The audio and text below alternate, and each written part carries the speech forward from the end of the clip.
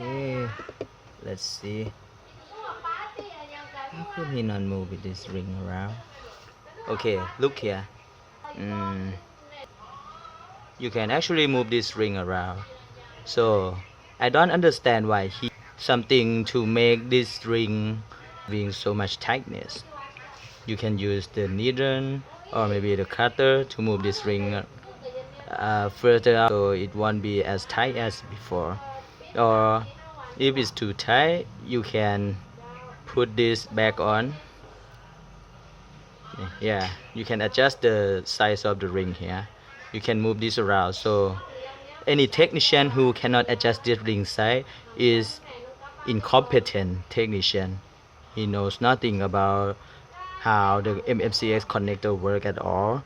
And I made myself clear here that you can freely adjust the ring size here to adjust the tightness of MMCX. Thank you.